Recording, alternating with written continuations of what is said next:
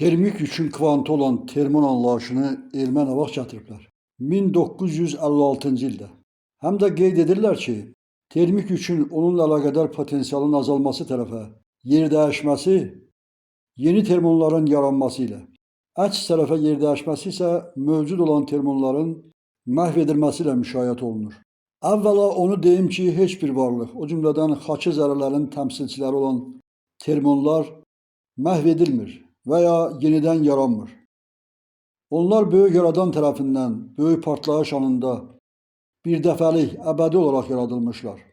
Əbədiyyətdədirlər, əbədi hərəkətdədirlər və üçlüyə daxil olaraq konkret mühitdən, konkret iş şəraitindən asılı olaraq ya fəaliyyətlərini artırırlar, məsələn, elektron və digər leptonlar, kvarklar, ümumiyyətlə kvant hissəcikləri üçün boşluqda, ya real hissəciklər dediyiniz vəziyyətində olurlar, ya da fəaliyyətlərini azaldaraq virtual hissəciklər dediyimiz vəziyyətə keçirlər. Yəni, qoyduğumuz təcrübələrdə, sınaqlarda onları ya ölçməklə və ya digər üsulla müşahidə edə bilirsiniz, ya da ki, yox. Onlar isə sizin onları müşahidə edə bilməməyinizdən asılı olmayaraq həmişə mövcuddular. Ona görə də yuxarıda termon haqqındakı izahlarda yaranırlar, məhv olurlar istilahları yaramaz. Doğulurlar, udulurlar istilahları isə müəyyən qədər yerinə düşmüş olar. İndi isə soruşum ki, nə üçün yuxarıda söylədiyin cisimlərin qızmasını yaradan, istilitürədən nəzəriyyəsi ilə molekulyar kinetik nəzəriyyənin təbiətdə eyni birlikdə hökm sürdüyünü düşünə bilməyək. Sənin aydınlaşdırmaların və termonlar haqqındakı indiki bilgilər bunların bir yerdə olduğunu düşünməyə və fiziklərin yenidən bu məsələyə diqqət ayırmalarına əsas verir. Vaxtilə Carnot'un və Clausius'un müəyyən cəhdləri olmuşsa da, o dövrlərdə kvant fizikası insanlara məlum olmamağından fiziklər bu alimlərin uyğun fikirlərinin lüzumsuz saymışlar. Onu da deyim ki, indinin özündə də kvant fizikası sahəsində çalışan alimlərin çox qəribə fikirləri, qəribə nəticə çıxarmaları olur.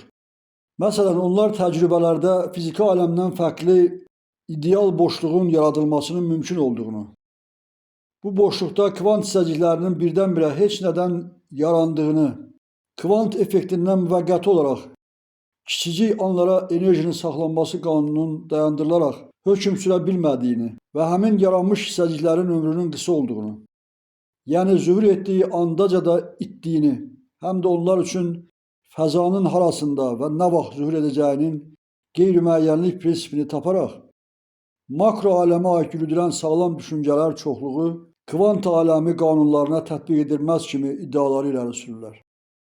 Bilirsən, alimlərin təcrübələrində həmin hissəciklərin ömürlərinin qısa olmasının səbəbi odur ki, onlar həmin anlarda alimlər tərəfindən çox böyük qurğularda sürətləndirilərək toqquşdurma üsulu ilə yaxud başqa bir yolla böyük yaradan vəhdətindən zorla çıxarılmışlar və həmin andaca da özlərinin təbiətində olan vəhdət axınına qovuşmaqdan ötürü tələsdiklərindən saniyənin neçə minlərdə, milyonlarda bir hissəsi deyilən vaxtı onlar üçün heç ömür də saymaq olmaz. O ki, qaldı kvant fizikası sahəsində çalışan alimlərin etdikləri müşahidə və çıxardıqları nəticələrə, onu bil ki, hər bir hadisə qanuna uyğunluqlar üzrə baş verir. Bunlar makro və mikro cisimlər üçün ümumidir və böyük yaradanın yaradıcılıq iradəsinə tabedir. Bu zərrələr üçlüyünün fəal hərəkəti bu hadisələrin yaradıcısı, qida ilə, enerji ilə təmin edərək tənzimləyicisi və müddətliliyi təmin edərək davam etdiricisi rolundadırlar. Böyük yaradanın kainata ayırdığı hər bir ağ işıq zərrəsi isə qalan iki zərrənin hərəkətində və fəaliyyətində aparıcı sifətində, başçı rolundadır. Yəni, lazımi anlarda o iki zərrəni səfərbərliyə alır. Yeri düşmüşkən deyim ki, Albert Einstein kvant mexanikasının inkişafına öz işləri ilə etdiyi köməkliklərinə baxmayaraq, kvant nəzəriyyəsinin ideyalarının ya səhv fikirlər əsasında qurulduğunu, ya da onun yarımçıq həqiqətlər yığınağının olduğunu fikirləşirmiş. Və bu fiziklərə söz atıb deyərmiş ki, Allah sümük zərlərlə oynamır. Hətta o enerji, vaxt qeyri-müəyyənliyi aydınlığa gətirmək üçün özünün məşhur düsturunu fizika elminə gətirmiş və enerjini təyin etməkdən ötürü kütləni ölçməyin kifayət etdiyini bildirmişdi. Lakin onun özü də keçmiş və indiki fiziklər kimi kainat fəzasının istənilən vakuum deyilən nöqtəsində işıq sürətinin dəyişməz sabit olduğunu, həm hər bir vakuumun, həm də hər cürə təbii işığın özünün eyni cinsli, eyni parametrli olduğunu düşünmüş. O işıqların müxtəlif iyon, atom və digər hissəciklər buludlarından keçərək maddiləşmə çirkliliyi dərəcəsinə fikir verməmişdir. Məsələn, fiziklər sonradan aydınlaşdırmışlar ki, Einstein özünün təklif etdiyi yuxarıdakı düsturunda enerjinin təyini üçün M kütləsini ölçmək məsələsində özünün də təklif etdiyi nisbilik nəzəriyyəsi müddəalarına uyğun olmayaraq qravitasiyanın təsirini və beləliklə də uyğun vaxtın qısalaraq yubanması effektini nəzərindən qaçırmışdı. Digər sözlə, məsələn, artıq kütləsində müəyyən qədər formulaşmış günəş şüası günəşdən yerə çatana qədər düşünürəm ki, müxtəlif mühitlərə düşərək və müxtəlif formalaşmalardan yenə də keçərək həmin mühitin müxtəlif nöqtələrində, hətta ölçmələrin ayırt edə biləcəyi dərəcədə müxtəlif parametrlərə, o cümlədən müxtəlif sürətlərə malik olmalıdır. Başqa sözlə ifadə etsək, vaxt axımı da kainatın hər bir nöqtəsində müxtəlifdir və hər bir hadisə başlanğıcı və son anı olmaq etibarilə özünün müddəti ərzində baş verir.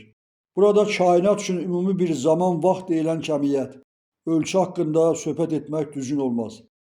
Əgər müəyyən bir informasiya kainatın bir başından o biri başına ağ işıq zərrələri ilə ani olaraq ötürülürsə, digər tərəfdən müxtəlif nisbətlərdə maddiləşmiş ağ işıq, yəni təbii işıq deyilənin hərəkət sürəti bundan xeyli aşağılara, yəni bizim yer mühitinə, daha doğrusu Günəş sistemimizin mühitinə yaxın vakuum sahələrində isə 300.000 km/saniyə qiymətinə, hətta ondan da aşağı qiymətlərə qədər enə bilər. Digər radio, infraqırmızı, ultrabənövşəyi və s. dalğalar prosesləri də bu qəbildəndir.